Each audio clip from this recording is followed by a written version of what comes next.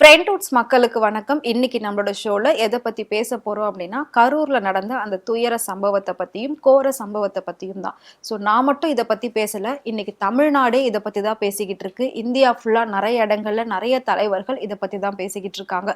So அதை தாண்டி எல்லா மீடியாக்களோட ஃபோக்கஸ்மே பார்த்தீங்கன்னா அந்த கரூர்ல நடந்த அந்த சம்பவத்தை வச்சு தான் இருக்கு அப்படின்னே சொல்லலாம்.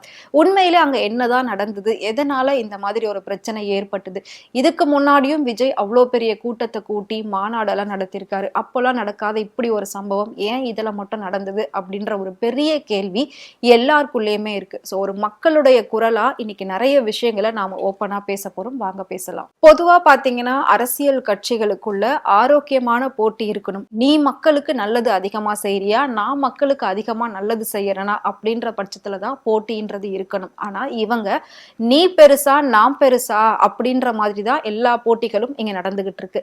இப்போ நான் சொன்ன மாதிரி ஒரு மக்களுடைய குரலா இருந்துதான் நான் இந்த கேள்விகளை கேட்கிற இந்த விஷயத்தை நான் எடுத்து பேசிக்கிட்டு இருக்கேன். திமுகக்கு சொம்பு தூக்குற மாதிரியும் நான் பேசல, டிவிகேக்கு சொம்பு தூக்குற மாதிரியும் நான் பேசல, விஜயோட ஆதரவாகவும் நான் பேச மாட்டேன், கண்டிப்பா ஸ்டாலின் அவர்களுடைய ஆதரவாகவும் நான் பேச மாட்டேன். நான் மக்களா இருந்து பேசுறேன். ஏன் அப்படின்னா தேவையே இல்லாம இன்னைக்கு 40 உயிர் போயிருக்கு. அந்த 40 உயிர் எவ்வளோ கஷ்டப்பட்டு இவ்வளோ வருஷங்கள் வாழ்ந்திருப்பாங்க. ஒவ்வொருத்தர் இன்னும் அடுத்த லைஃப்ல அடி எடுத்து வைக்கல. ஒரு பிஞ்சு குழந்தைங்கள்லாம் அங்க இறந்திருக்கு. 1.5 வயசு குழந்தை, அது இன்னும் உலகத்தையே முழுசா பார்க்கல, புரிஞ்சுக்கல. அந்த குழந்தை என்ன பாவம் பண்ணுச்சு? அந்த குழந்தை அனாவசியமா அந்த கூட்ட நெரிசல்ல சிக்கி ஒரு உயிர் போகணுமா? தனிப்பட்ட விஷயத்துல ஏதோ ஒரு நோய்வாய்ப்பட்டிருக்கு, இல்ல வேற ஏதோ அவங்க வீட்டுல பிரச்சனை, அப்படி இருந்து ஒரு உயிர் போகுதுன்னா கூட நம்ம கொஞ்சம் ஜீர்ணிச்சுக்க முடியும். ஆனா அந்த குழந்தைங்களை கூட்ட நெரிசல்ல கூட்டிட்டு வர்றது யாரோட தப்பு? இத்தனை உயிர் போனதுக்கு யார் காரணம் அப்படின்னு சொல்லி நிறைய கேள்விகள் மக்களுக்குள்ள இருந்துகிட்டு இருக்கு. இதுல என்ன அப்படின்னா ஒரு சில தரப்பினர் பாத்தீங்கன்னா விஜய்க்கு ஆதரவாகவும் பேசிக்கிட்டு இருக்காங்க. இதுல முக்கியமான விஷயம் என்ன அப்படின்னா ஒரு சிலர் பாத்தீங்கன்னா விஜய்க்கு ஆதரவா பேசுறாங்க, ஒரு சிலர் திமுகக்கு ஆதரவா பேசிக்கிட்டு இருக்காங்க. ஆனா இது எல்லாமே திட்டமிட்ட திமுக சதி அப்படின்னு சொல்லப்படுது. இன்னொரு பக்கம் என்ன அப்படின்னா விஜயுடைய அலட்சியத்தாலையும் அவங்களுடைய ஒரு முன்னேற்பாடுகள் சரியான முறையில இல்லாததாலதான் இவ்வளோ பெரிய பிரச்சனைக்கு காரணம் அப்படின்னு ஒரு சில தரப்புல சொல்லியிருக்காங்க. நம்ம ரெண்டு சைடுமே யோசிக்காம நடுநிலையா இருந்து யோசிச்சு பார்க்கணும் கண்டிப்பா. சோ எனக்குள்ள ஒரு பொதுமக்களா எனக்குள்ள வழிகள்ல நான் ஒரு 5 கேள்வியை மட்டும் கேட்கிறேன். என்ன அப்படின்னா கிட்டத்தட்ட ஃபர்ஸ்ட் பாத்தீங்கன்னா விஜய் பிரச்சாரத்துக்காக ஒரு பெரிய இடத்தை தான் கேட்டிருக்காங்க. பட் இவங்க கொடுத்தது ஒரு ஸ்ட்ரீட்டுக்குள்ள ஒரு சந்துக்குள்ள ஒரு மக்கள் அதிகமா ஒரு இடத்துல நிக்க முடியாத அளவுக்கு. ஏன்னா பக்கத்துல பெரிய டிரான்ஸ்பார்மர் இருக்கு, மரங்கள் இருக்கு, வீடுகள் இருக்கு, கூரை வீடுகள் இருக்கு. சோ இந்த மாதிரி ஒரு இடத்துல தான் ஃபர்ஸ்ட் அனுமதியே கொடுத்திருக்காங்க. இதுல இன்னொரு முக்கியமான விஷயம் எல்லாரும் என்ன சொல்றாங்க அப்படின்னா விஜய் 5 மணி நேரம் லேட்டா வந்ததுனாலதான் இந்த பிரச்சனை நடந்தது அப்படின்னுமே சொல்றாங்க.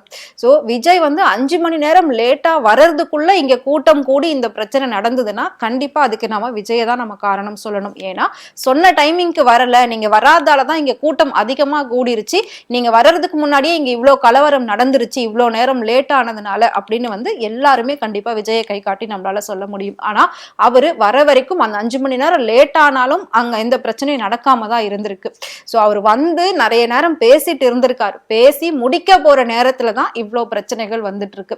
இன்னொரு விஷயம் என்ன அப்படின்னா விஜய் எங்க போய் பேசினாலும் எப்படிங்க தானாவே கரண்ட் ஆஃப் ஆகுது? சரி, ஓகே, மக்களோட பாதுகாப்புக்காக நீங்க கரண்ட்டை கட் பண்ணி வைக்கிறீங்க அப்படின்னா அப்ப எப்படி விஜய் அங்க போய் பேசுவாரு? நாங்க கரண்ட்டை கட் பண்ணி வைக்க போறோம், ஏன்னா மக்களோட பாதுகாப்பு முக்கியம், விஜய பாக்குறதுக்காக எல்லாரும் அந்த டிரான்ஸ்பார்மர் மேல ஏறி கூட நின்னு பாப்பாங்க, வீடுகள் மேல ஏறி நின்னு பாப்பாங்க, ஒயர்களை பொருட்படுத்தாம மரத்து மேல எல்லாம் ஏறுவாங்க. சோ அது மக்களோட உயிருக்கு பாதுகாப்பு கிடையாது, அந்த இடத்துல நாங்க கரண்ட்டை கட் பண்றோம் அப்படின்னு ஃபர்ஸ்டே இன்ஃபர்மேஷன் அந்த கட்சிக்கு போயிருக்கணும். சோ அதுக்கேத்த மாதிரி நீங்க உங்களோட வண்டியிலே ஏதாவது ஆல்டர்னேட்டிவ் வச்சு நீங்க ஒரு யூபிஎஸ் வச்சோ இல்லாட்டி ஜெனரேட்டர் வச்சோ உங்களோட சைட்ல நீங்க என்ன பண்ணிக்க முடியுமோ அதை பண்ணிக்கோங்க அப்படின்ற மாதிரி சொல்லியிருக்கணும். அப்படி சொல்லியிருந்தா அதுக்கேத்த மாதிரி ஏற்பாடுகள் பண்ணி அவர் அந்த பிரச்சாரத்தை நல்லபடியா பேசி முடிச்சிருப்பாரு. சோ மக்களுக்கு பிரச்சனைகள் ஏற்படாத மாதிரி என்ன பண்ணணுமோ அதுக்கு ஆல்டர்னேட் இவங்களோட கட்சியில பண்ணி அவரு பிரச்சாரத்தை நல்லபடியா பேசி முடிச்சிருப்பாரு. ஒண்ணு. இன்னொன்னு என்ன அப்படின்னு பாத்தீங்கன்னா, போலீஸ் வந்து தடியடி நடத்திருக்காங்க. லத்தி சார்ஜ் ஹையர் ஆபீசர் கொடுக்காம எப்படி அந்த இடத்துல பொதுமக்கள் மேல போலீஸ் தடியடி நடத்த முடியும்? போலீஸ் தடியடி நடத்துறாங்க அப்படின்னா போராட்டம் நடத்தினாதான் தடியடி நடத்துவாங்க. இல்ல ஒரு பெரிய கலவரம் ஆகுது, இதுல போலீஸ் மேலேயே பொதுமக்கள் தாக்குதல் பண்ண வராங்க அப்படின்ற பட்சத்துலதான் போலீஸ் தடியடி நடத்துவாங்க. அதுக்கப்புறம் அந்த கண்ணீர் புகை வீசுறது, தண்ணி அடிக்கிறது, இந்த மாதிரி வேலைகள்லாம் பண்ணுவாங்க. பட் ஒரு பிரச்சாரத்துல எப்படி போலீஸ் தடியடி நடத்த முடியும்? தடியடி நடத்துற அளவுக்கு அங்க மக்கள் என்ன பண்ணாங்க? கரண்ட் கட் ஆனதுனால விஜய் பேசுறத கேட்க முடியல, விஜயோட முகத்தை வெளிச்சத்துல பார்க்க முடியலன்னு இன்னும் கொஞ்சம் எல்லாரும் கிட்ட போயிருக்காங்க. சோ அப்படி போறப்பதான் ஒருத்தர் மேல ஒருத்தர் வந்து தள்ளி கிள்ளி இப்படி விழுந்து மேல மேல விழுந்து, கிட்டத்தட்ட ஒரு லேடி சொல்றாங்க 50 பேர் அப்படியே விழுந்து கிடக்குறாங்க சார் மேல மேல, என்னால பார்த்துட்டு ஒண்ணுமே பண்ண முடியல அப்படின்ற மாதிரி சொல்றாங்க. இன்னும் ஒரு சிலர் என்ன சொல்றாங்க அப்படின்னா, போலீஸே வந்து அதிகம் கிடையாது, போலீஸ் பாதுகாப்பு ரொம்ப கம்மியா இருந்தது, எல்லா இடத்துலயும் சுத்தி சுத்தி போலீஸ் கிடையாது, ஏன்னா ரொம்பவே கம்மி அளவுல தான் அந்த பாதுகாப்பு முன்னேற்பாடுகள் அங்க இருந்துச்சு. ஏன்னா எந்த ஒரு முன்னேற்பாடுகளையும் விஜய் டைரக்டா வந்து அந்த களத்துல இறங்கி செய்ய முடியாது. அந்த கட்சியை சேர்ந்தவங்களோ இல்லாட்டி அந்த காவல்துறையை சேர்ந்தவங்க தான் அந்த பகுதியில எல்லா முன்னேற்பாடுகளும் பண்ணி வைக்கணும். இதுல நாம விஜய குறை சொல்லி என்ன யூஸ் அப்படின்ற மாதிரியும் ஒரு சில தரப்பினர் சொல்றாங்க. இதுவும் ஒரு கரெக்டான பாயிண்ட் தான். சோ ஹையர் ஆபீசர் பெர்மிஷன் இல்லாமையா போலீஸ் தடியடி நடத்தினாங்க. ஏற்கனவே போலீஸ் மேல 1008 பிரச்சனைகள் வந்துகிட்டு இருக்கு. அப்படி இருக்கும்போது அந்த ஒரு அத்தாரிட்டி இல்லாம அவங்க எப்படி பொதுமக்கள் மேல கைய வைக்க முடியும்? இது ஒரு விஷயம் இருக்கு. சோ இது ஏற்கனவே எல்லாமே நீங்க இப்படி பண்ணுங்க, கலவரத்தை தூண்டுற மாதிரி ஏதாவது பண்ணுங்க அப்படின்னு சொல்லி யாரோட ஒரு பின்புலம் தூண்டுதல் இருந்தாதான் அந்த இடத்துல இந்த மாதிரி வந்து பிஹேவ் பண்ணுவாங்க. ஏன்னா இப்போ போலீஸை பொறுத்த வரைக்கும் ஃபுல்லாவே பாத்தீங்கன்னா சிஎம் கண்ட்ரோல், அது நம்ம எல்லாருக்குமே தெரியும். அப்போ அங்க தப்பு நடக்குது அப்படின்னா மேலிடத்திலோட பெர்மிஷன் இல்லாமலையா அது நடக்கும்? இது ஒரு பாயிண்ட். இன்னொரு விஷயம் என்ன அப்படின்னா, மருத்துவமனைக்கு நிறைய பேர் வந்து கூட்டிட்டு போறாங்க, ஹெல்ப் பண்ண வராங்க. ஹெல்ப் பண்ண வரவங்களை கூட நீங்க எதுக்கு வரீங்க, நாங்க பாத்துக்கிறோம், நீங்க போங்க அப்படின்னு சொல்லி ஒரு கூட்டம். அந்த கூட்டம் உண்மையிலே பொதுமக்களை சேர்ந்த கூட்டமா இல்ல காவல்துறையா இல்ல கட்சிக்காரங்களா அப்படின்றதே தெரியலன்னு சொல்லி நிறைய பேர் வந்து சொல்லியிருக்காங்க. நாங்கெல்லாம் ஹெல்ப் பண்றதுக்காக தான் போனோம், ஆனா எங்களையே அடிச்சு விரட்டுறாங்க போலீஸ், எங்களையே உள்ள விட மாட்டாங்க, நாங்க வந்து நிறைய பேருக்கு வந்து உள்ள போய் தூக்கிட்டு போனோம், நிறைய பேர் மூச்சு திணறால அவஸ்தைப்பட்டுக்கிட்டு இருக்காங்க, சோ உள்ள தூக்கிட்டு போகணும், ஆனா அவங்க எங்களை விடல, நீங்க எங்கே விட்டுட்டு போங்க, நாங்க பாத்துக்கிறோம் அப்படின்னு சொல்றாங்க. இதுக்கு பின்னணி என்ன அப்படின்றது எங்களுக்கு ஒண்ணுமே புரியல, உதவி பண்ண கூட எங்களை வந்து விட மாட்டாங்க அப்படின்னு சொல்லி ஒரு சில தரப்பினர் சொல்றாங்க. இன்னொரு வீடியோ காட்சிகள் பாத்தீங்கன்னா வெளியாகி இருந்தது. தண்ணி வேணுமா அப்படின்னு சொல்லி விஜயே நிறைய பேருக்கு தண்ணி எடுத்து கொடுக்கறாரு. சோ அந்த மாதிரி ஒரு காட்சிகளையும் நம்ம பார்த்தோம். இன்னொரு தரப்பினர் என்ன சொன்னாங்க அப்படின்னா, அங்க குடிக்க தண்ணியே கிடையாது, விஜய் வந்து வர்றதுக்கு 5 மணி நேரம் லேட் ஆச்சு, 5 மணி நேரம் நாங்க எல்லாருமே அங்கேயே நின்னுகிட்டு இருக்கோம், விஜய் வருவாரு வருவாரு அப்படின்னு சொல்லி நாங்க அங்கேயே நின்னுகிட்டு இருக்கோம், சோ தண்ணி குடிக்கல, சாப்பிடல, வெயில், இப்படி எல்லாம் சொல்றாங்க. 5 மணி நேரம் விஜய் வர்றதுக்கு லேட் ஆகுதுன்னா தண்ணி குடிக்காம இருக்கிறது யாரோட பிரச்சனைங்க? மக்களோட பிரச்சனை. இதுல மக்கள் மேல நிறைய தப்பு இருக்கு. திமுகவா இருக்கட்டும், அதிமுகவா இருக்கட்டும், இல்ல பாஜகவா இருக்கட்டும், இல்ல தமிழக வெற்றி கழகம், எது வேணா இருக்கட்டும்ங்க, அவங்க வராங்க, அவங்களோட வேலைக்காக, அவங்களோட ஒரு சுயநலத்துக்காக அவங்க பேசிட்டு போறாங்க. அப்படி இருக்கும்போது அந்த இடத்துல நம்மளால எவ்வளவு நேரம் இருக்க முடியும்? நம்ம ஹெல்த் அதுக்கு ஒத்துக்குமா? நமக்கு வீட்டுல வேற என்ன வேலைகள் இருக்கு? நம்ம குழந்தைய ஒரு கூட்டத்துல தூக்கிட்டு போனா அது செட் ஆகுமா? ஏன்னா ஏற்கனவே விஜய் 2 மாநாடு நடத்தி முடிச்சிருக்காரு. அந்த 2 மாநாட்டிலையும் சின்ன சின்ன பிரச்சனைகள் வரதா செஞ்சது. அதுலயும் ஒரு சில பிரச்சனைகள் வந்து பெரிய அளவுலயுமே வெடிச்சுது. ஏன்னா லாஸ்டா போறப்ப சேர் எல்லாம் தூக்கி போட்டு உடைச்சிட்டு போனது, வெயில்ல வந்து மயங்கி விழுந்துட்டாங்க, தண்ணி பத்தல, அந்த மாதிரி நிறைய பிரச்சனைகள் வந்தது. அதெல்லாம் நீங்க டிவில பார்க்க தானே செய்யறீங்க. அப்படி இருக்கிறப்போ விஜய பாக்குறதுக்கு 1.5 வயசு குழந்தை ஏன் விஜய பார்க்கணும்? அந்த குழந்தைக்கு விஜய்னா என்னன்னு தெரிய போகுது, 12 வயசு பையனுக்கு விஜய்னா என்னன்னு தெரிய போகுது. பொதுமக்கள் கொஞ்சம் கூட யோசிக்காம ரசிகர் அப்படின்ற ஒரு பேர்ல போய் ஏன் இப்படி விழுறீங்க? ரசிகர் அப்படின்னா படத்துல பார்த்து ரசிச்சு கை தட்டி விசில் அடிச்சு சந்தோஷப்பட்டுக்கோங்க, அதோட முடிச்சுக்கோங்க. விஜயை இன்னைக்கு ஒரு நாள் நீங்க பாத்துட்டீங்கன்னா உங்களோட லைஃப் அப்படியே வந்துட்டு பூர்த்தி ஆக போகுதா, இல்லாட்டி உங்க லைஃப்ல ஏதாவது விமோச்சனம், பாவ விமோச்சனம் ஏதாவது கிடைக்க போதா? கடவுளை கண்டுட்டா பாவ விமோச்சனம் கிடைக்கும் அப்படின்னு சொல்லுவாங்களா, அந்த மாதிரி நீங்க வந்து கிடைக்க போதா உங்களுக்கு? அப்படிலாம் எதுவுமே கிடையாது. அப்படி என்ன அவரை பார்த்தாகணும்? அவ்வளவு கூட்டம் அங்க இருக்கு. இதுக்கப்புறம் தொடர்ந்து விஜய் வந்து மக்கள் பணி செய்யதான் வரப்போறாரு, சிஎம்மா நிக்க போறாரு, அவர் ஏதோ ஒரு விதத்துல அவர் ஜெயிக்கிறாரோ இல்ல அடுத்து என்ன நடக்க போகுதோ அதெல்லாம் நம்ம பொறுமையா இன்னும் 5 வருஷத்துக்கு பார்க்கதான் போறோம். இந்த மாதிரி போட்டி போட்டிகள் தொடர்ந்து நடக்கதான் போகுது. ஆனா அதுல எதுக்குங்க நீங்க குழந்தையை கூட்டு போறீங்க? வயசானவங்க எதுக்கு போறீங்க? உங்க ஹெல்த் கண்டிஷனை பத்தி உங்களுக்கு தெரியுமா இல்லையா? உங்களுக்கு பிபி இருக்கலாம், சுகர் இருக்கலாம், ஆஸ்மா இருக்கலாம், வீசிங் இருக்கலாம், என்ன வேணா இருக்கலாம். அப்ப அந்த கூட்ட நெரிசல்ல போயிட்டு பார்க்கணும், அப்படி விஜயை பார்க்கணும் ஒரு செகண்ட் அப்படின்னா உங்களுக்கு என்னங்க கிடைக்க போகுது? விஜயோட கண்ணுல உங்க முகம் பட போதா? ஒண்ணுமே கிடையாது. விஜய் மொத்தமா பார்த்துட்டு போக போறாரு. பட் நீங்க ஒரு ஆள் அப்படின்றதுனால இப்ப தேவையில்லாத இவ்வளவு உயிர்களை நம்ம இழந்துகிட்டு இருக்கோம்ல. ஒரு உயிர் வந்து உருவாகுறதுன்னு அவ்வளவு ஈஸி நினைச்சிட்டு இருக்கீங்களா? இல்ல ஒரு உயிர் இந்த உலகத்துல வாழறது அவ்வளவு ஈஸி நினைச்சுக்கிட்டு இருக்கீங்களா? ஒவ்வொருத்தருமே அவ்வளவு கஷ்டப்பட்டு அவ்வளவு ஸ்ட்ரகிள் பண்ணி தான் லைஃப் வந்து ஓட்டிக்கிட்டு இருக்காங்க. இன்னும் ஒரு ஜோடி வந்து செல்ஃபி எடுத்து போட்டிருந்தாங்க, விஜயோட பிரச்சாரத்துல வந்து நாங்க கலந்துக்கிறோம் அப்படின்னு சொல்லி. அந்த ஜோடி, அதாவது ஒரு பையன் ஒரு பொண்ணு, 2 பேருக்கு 24 25 வயசு தான். அவங்களுக்கு அடுத்த மாசம் கல்யாணம். 2 பேரும் இப்போ ஒன்னா ஜோடியா சேர்ந்து விஜயை பார்க்க வந்திருக்காங்க. 24 25 வயசு பசங்க கூட அந்த கூட்ட நெரிசல்ல சிக்கி இறந்து போயிருக்காங்க. 2 பேருமே இறந்து போயிருக்காங்க. அந்த பொண்ணும் இறந்து போயிட்டாங்க, அந்த பையனும் இறந்து போயிட்டாங்க. அப்ப அந்த குடும்பத்துல கல்யாணம் அப்படின்னு சொல்லி ஒரு விஷயத்த எவ்வளவு பெருசா வந்து பண்ணணும்னு நினைச்சிருப்பாங்க. அடுத்த மாசம் கல்யாணம் அப்படின்னா இது வரைக்கும் அவங்க எவ்வளவு செலவுகள் அதுக்காக பண்ணியிருப்பாங்க. இப்ப உயிரே இல்லையே, செலவு பண்ண பணம் அவங்களுக்கு திரும்ப கிடைக்க போதா, இல்ல ஏதாவது வரப்போகுதா? இப்போ வந்து ஒவ்வொரு உயிர்களுக்கும் இத்தனை லட்சம் கொடுங்கன்னு சொல்லி ஒரு சில கட்சியினர்லாம் வந்து சொல்லிக்கிட்டு இருக்காங்க. பாமகல இருந்து சொல்லியிருந்தாங்க 10 லட்சம் ரூபாய் கொடுங்க அப்படின்ற மாதிரி. அதே மாதிரி திமுக இருந்து சொல்லியிருந்தாங்க இதெல்லாம் பண்ணுங்க அதெல்லாம் பண்ணுங்கன்னு சொல்லி. பட் விஜய் வந்து அவரோட அட்வொகேட்டை வச்சு பேசி ஒரு குடும்பத்துக்கும் இப்ப 20 லட்சம் ரூபாய் தர அப்படின்னு சொல்லிட்டாரு. சோ விஜய் வந்து 20 லட்சம் ரூபாய் அதை கொடுத்துருவாரு. அது பிரச்சனை இல்லை, அதை வச்சுட்டு அடுத்து அவங்களால ஏதாவது ஒன்று பண்ண முடியும், அவங்க லைஃப்ல வந்து சர்வை பண்ணிடுவாங்க. ஆனா அந்த போன உயிர் அப்படின்றது வருமா? இந்த மாதிரி ஒரு கூட்ட நெரிசல் இது நாமளா போயிட்டு நம்ம உயிரை எடுத்துக்கிற விஷயம் தான் அப்படின்னு தான் சொல்லணும் கண்டிப்பா. ஏன் அப்படின்னா பொதுவா இந்த மாதிரி விஜய்க்கு வந்து வர்றது எல்லாமே ஒரு நடிகரா தான் பார்க்க வராங்க அப்படின்றது நமக்கே தெரியும். அங்க வந்த லட்சக்கணக்கான பேர் எல்லாருமே பாத்தீங்கன்னா விஜயோட தொண்டர்கள், விஜய்க்கு நாங்க ஓட்டு போடுறதுக்காக இங்க வரோம் அப்படின்னு வரல. விஜய் ஒரு பெரிய நடிகர், அவரை பார்க்க நாங்க வந்திருக்கோம் அப்படின்னு தான் நிறைய பேர் சொன்னாங்க. விஜயோட ரசிகர், என் பையனுக்கு விஜய்னா ரொம்ப பிடிக்கும், விஜய் பாட்டெல்லாம் டிவியில பார்த்தாலே ஆடுவான், அந்த மாதிரி எல்லாம் சொல்றாங்க. அப்போ யார் மேல மிஸ்டேக் அப்படின்றத கொஞ்சம் கண்டிப்பா யோசிச்சுதான் பார்க்கணும். இதுல வந்து நம்ம விஜயும் குறை சொல்லிட்டு திமுகவையும் குறை சொல்லிக்கிட்டு மாத்தி மாத்தி நம்ம பேசணும்ன்ற அவசியம் கிடையாது. நம்ம உயிரை பாதுகாக்கிறது நம்ம கையில தான் இருக்கு. யாரும் நம்மளோட உயிருக்கு வந்து கேரண்டி கொடுக்க மாட்டாங்க. போலீஸ் பாதுகாப்பு கம்மி அப்படின்னு சொல்றாங்க, அது வந்து யாரோட சம்பந்தப்பட்ட பிரச்சனை அப்படின்றதையும் கொஞ்சம் தீர விசாரிக்கணும். கரண்ட் கட் ஆகுது, ஏன் ஒவ்வொரு இடத்துலயும் கரண்ட் கட் ஆகுது? ஆம்புலன்ஸ் வருது, எப்படி திடீர்னு ஆம்புலன்ஸ் வருது? அப்ப இது எல்லாமே திட்டமிட்ட சதியா அப்படின்ற மாதிரி ஒரு சில தரப்பினர் கேள்விகள் கேட்டுட்டு இருக்காங்க. இன்னும் ஒரு சிலர் பாத்தீங்கன்னா விஜய் மேல எந்த தப்புமே கிடையாது, அவர் வந்தாரு, அவர் வேலையை அவர் பார்த்து பேசிட்டு இருக்காரு, அவர் வந்தா கூட்டம் கூடும்னு தெரிஞ்சு பெரிய இடத்துல பெர்மிஷன் கொடுக்காம சின்ன இடத்த அவருக்காக ஒதுக்கி இருக்காங்க, அந்த இடம் எப்படி அவருக்கு பத்தோ, அப்போ இது வேணும்னு செய்யற ஒரு விஷயம் தானே அப்படின்னு வந்து சொல்லியிருக்காங்க. அது மட்டும் இல்லாம ஒவ்வொரு டைமுமே ஏதாவது ஒரு பிரச்சனையை இன்டைரக்டா கொடுத்துக்கிட்டே இருக்காங்க. ஆனா திமுக மட்டும் நான் சொல்லல, மத்த எல்லா கட்சியினருமே பாத்தீங்கன்னா விஜயை பத்தி என்ன தெரியுமா பேசுறாங்க? நேத்து வந்தவங்க எல்லாம் அரசியல்வாதியா ஆக முடியுமா, நேத்து வந்தவங்க எல்லாம் சிஎம் ஆக முடியுமா, விஜய் ஒரு தற்குறி, அவருக்கு வந்து அரசியல தெரியாது அப்படின்னு நிறைய விஷயம் சொல்றாங்க. அவரை பார்த்துலாம் நாங்க பயப்படலங்க அப்படின்னு சொல்றாங்க. அவர் வந்து சனிக்கிழமை தான் வெளியில போறாரு, நாங்க எல்லா நாளுமே வெளியில போவோம் அப்படின்னுமே ஒரு சிலர் சொல்றாங்க. நீங்க எல்லா நாளுமே வெளியில போங்க, ஆனா உங்களுக்கு எல்லாம் ஏன் இவ்வளவு கூட்டம் வரமாட்டுது? நீங்க தான் சொல்றீங்கல்ல எங்களுக்கு வந்து யாரை பார்த்த பயம் இல்ல, மக்கள் வந்து எங்க பக்கம் தான் இருக்காங்க, நாங்க தான் ஜெயிக்க போறோம் அப்படின்னு சொல்றீங்க. அப்புறம் எதுக்கு இவ்வளவு இடையூறு விஜய்க்கு கொடுக்குறீங்க? சோ இது வந்து ஒரு சில தரப்பினர் இந்த மாதிரியும் கேட்டுக்கிட்டு இருக்காங்க. சோ அவரை வளர விட்டு உங்க வெற்றியை நீங்க காட்டுங்க, அவர் அவரோட வழியில பண்ணட்டும், அவர் என்ன பண்றாருன்னு விட்டு பாருங்க, எந்த ஒரு பிரச்சனையும் நீங்க கொடுக்காம இருங்க. அது தானாவே அவங்க சைட்ல உண்மையிலே பிரச்சனை நடந்ததுன்னா அது அவங்க ஃபேஸ் பண்ணிக்க போறாங்க.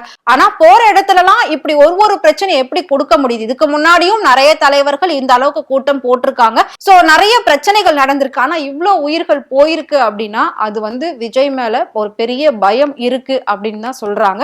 சோ இது ஒரு திட்டமிட்ட சதிதான் உள்ள பண்ணிருக்காங்க. இதுல போலீஸ் மேல பாதி தப்பு இருக்கு, விஜய் மேல பாதி தப்பு இருக்கு, திமுக அரசு மேல பாதி தப்பு இருக்கு, அமைச்சர்கள் மேல பாதி தப்பு இருக்கு, ஒவ்வொருத்தர் மேலயுமே பாதி தப்பு இருக்கு. ஆனா இவங்க எல்லாரும் செஞ்ச தப்பு யார பாதிச்சது அப்படின்னா பொதுமக்கள், அப்பாவி பொதுமக்களுடைய 40 பேர் உயிர் போயிருக்கு. சோ இன்னும் நிறைய பேர் ஹாஸ்பிட்டல்ல அட்மிட் ஆயிட்டு ட்ரீட்மெண்ட்ல இருந்துகிட்டு இருக்காங்க. அவங்களோட நிலைமை எல்லாம் இன்னும் எப்படி இருக்கும் அப்படின்றது நமக்கு தெரியாது, இன்னும் போக போகதான் தெரியும். ஆனா இந்த மாதிரி ஒரு பிரச்சாரத்துக்கு இத்தனை உயிர் போகணுமா அப்படின்றதுதான் எல்லாரோட கேள்வியும். இதுக்கு முன்னாடி வந்து பாத்தீங்கன்னா கள்ளச்சாராயம் எல்லாம் குடிச்சு இறந்து போயிருக்காங்க, அப்ப கூட இந்த அளவுக்கு எல்லாம் பெரிய அளவுல பேசல. ஏன்னா அவங்க குடிக்கிறது தப்பு, அதை பண்ணி அவங்க இறந்து போயிருக்காங்க. இதுல வந்து கவர்மெண்டோட தப்பு இருக்கு அப்படின்னு சொல்லியிருந்தாங்க. அதுக்கும் ஸ்டாலின் வந்து மன்னிப்பெல்லாம் கேட்டிருந்தாரு. கண்டிப்பா இதுக்கப்புறம் இந்த மாதிரி தப்பு நடக்காம பாத்துக்கிறோம் அப்படின்னு சொல்லியிருக்காங்க. அதுக்கப்புறம் இப்போ ஓரளவுக்கு எல்லாமே பாத்துக்கிட்டு இருக்காங்க. நம்ம உயிரை நாம தான் பாதுகாத்துக்கணும். இதுல திமுகவோ இல்லாட்டி தாவேக்காவோ வந்து நம்மள பாதுகாக்க மாட்டாங்க. போலீஸ் பாதுகாப்போ யாருமே நமக்காக வந்து நிக்க மாட்டாங்க. சோ நம்ம எந்த அளவுக்கு சிந்திச்சு அறிவா செயல்படுறோமோ அந்த அளவுக்கு தான் நமக்கு வந்து சாப்பாடு கிடைக்கும், அந்த அளவுக்கு தான் நம்ம லைஃப் இருக்கும்ன்றதுதான் உண்மை. நேத்து நீங்க விஜய பாத்திருந்தீங்கன்னா தான் உங்களுக்கு நேத்து வேலை சாப்பாடு கிடைக்கும் அப்படின்னா ஓகே, எல்லாரும் போய் விஜய பார்க்கலாம், ஏன்னா அவரை பார்த்துட்டா சாப்பாடு கிடைச்சிரும் அப்படின்னு நம்ம சொல்லலாம். எதுவுமே இல்லையே, ஜீரோ தானே. யாரை பார்த்தாலும் ஜீரோ தானே நமக்கு கடைசியா நிக்க போகுது. யாரு ஆட்சிக்கு வந்தாலும் நீங்க கை ஒழிச்சு தானே சாப்பிட போறீங்க. நீங்க சம்பாதிச்சு உங்க வீட்டுல வந்து காசு கொடுத்தாதானே உங்க வீட்டுல அடுப்பெரிய போகுது. திமுக வந்துச்சுன்னா உங்க வீட்டுல அடுப்பெரிய போகுதா, இல்லாட்டி டிவிகே வந்துச்சுன்னா உங்க வீட்டுல அடுப்பெரிய போகுதா? இல்லையே, நம்ம சம்பாதிச்சாதான் நம்ம சாப்பிட போறோம். இது பல பேருடைய கருத்தாவும் இருக்கு. பல பேர் இவ்வளவு அழகா தெளிவா பேசுறாங்க. ஆனாலும் இந்த மாதிரி ஒரு சில இடத்துல போயிட்டு விழறதுதான் யாராலையும் ஏத்துக்கவே முடியல.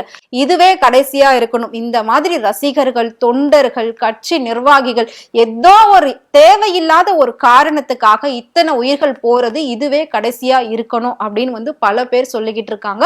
முக்கியமா இதுல யாரையும் குறை சொல்றதுக்கு இல்ல அப்படின்ற மாதிரியும் சொல்றாங்க. நிறைய விஷயம் திமுக இதுல உள்ளடி வேலை பார்த்திருக்காங்க அப்படின்னும் சொல்றாங்க. விஜயோட சைட்ல இருந்து ஒரு சில தப்புக்கள் இருக்கு அப்படின்னுமே சொல்றாங்க. நான் ஆரம்பத்திலே சொன்ன மாதிரி விஜய்க்கும் சொம்பு தூக்கல, திமுகக்கும் சொம்பு தூக்கல. 40 உயிர் அநியாயமா போயிருக்கு. அது ஒண்ணுத்துக்காக மட்டும்தான் நான் பேசிக்கிட்டு இருக்கேன். இத ஒரு விழிப்புணர்வா கூட நீங்க எடுத்துக்கலாம். இதை நீங்க எப்படி வேணாலும் எடுத்துக்கலாம். இதுல திமுக அமைச்சர்கள் எல்லாம் பாத்தீங்கன்னா ஒரு சிலர் வந்து அந்த சம்பவம் நடந்த கொஞ்ச நேரத்திலே அங்க போயிட்டு உடனே பார்த்து கதறி அழுவுறாங்க. அதெல்லாம் ஓகே தான், அழுவுறீங்க, 40 உயிர் போயிடுச்சு. பட் நீங்க வந்து ரெஸ்ட்ரிக்ஷன் வந்து கொடுக்குறீங்கல்ல, இதுதான் பண்ணணும், இதெல்லாம் பண்ணக்கூடாது அப்படின்னு சொல்லி, அதை ஏன் நீங்க விஜயை கூப்பிட்டு தெளிவா சொல்லல? விஜயுடைய ஆட்களை வச்சோ ஏன் இதை வந்து ரெஸ்ட்ரிக்ட்னு சொல்லி நீங்க பண்ணல? இப்போ முதல் பிரச்சாரம் பண்ணும் போதே ஒரு சில தவறுகள் நடந்திருக்கும்ல, அப்பவே நீங்க ஏன் கூப்பிட்டு மறுபடியும் இது நடக்காம பாத்துக்கோங்கன்னு ஏன் நீங்க வந்து சொல்லல?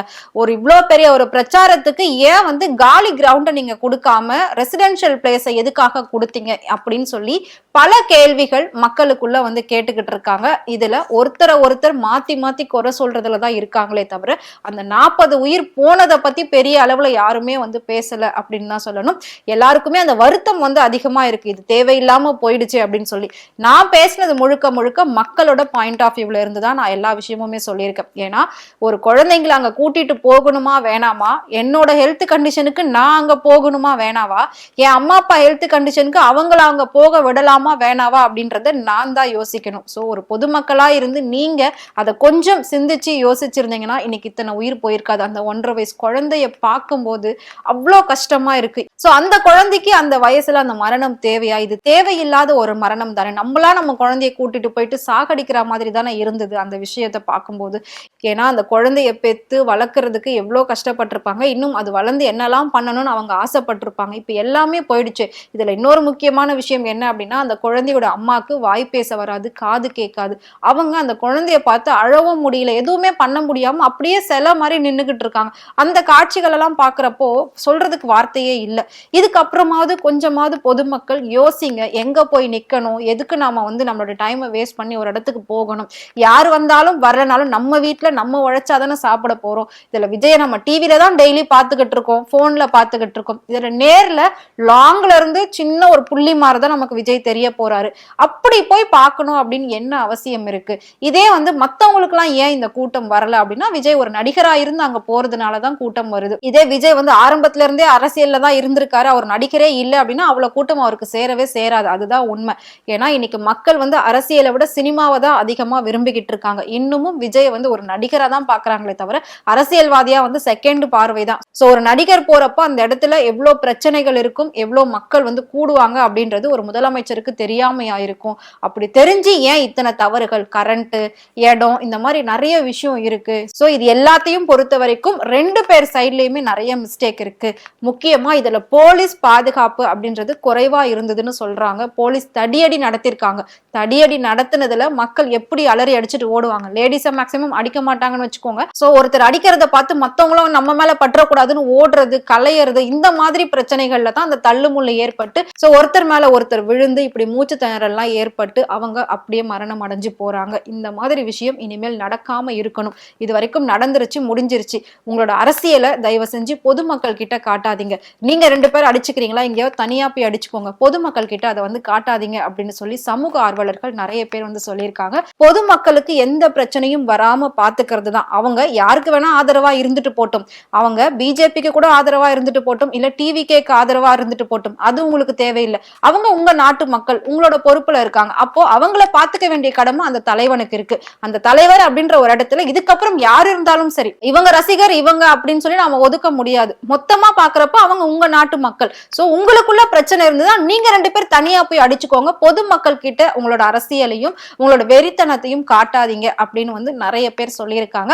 சோ விஜயும் சரி, அவரும் எதுக்காக இந்த அரசியலுக்குள்ள வந்தாரு, என்ன பண்ணிட்டு இருக்காரு, இன்னும் என்ன பண்ண போறாரு அப்படின்றது எல்லாமே அது அவருக்கு தான் தெரியும். அவர் நல்லது செய்ய வராருன்னு சொல்லி மக்கள் நம்புறாங்க.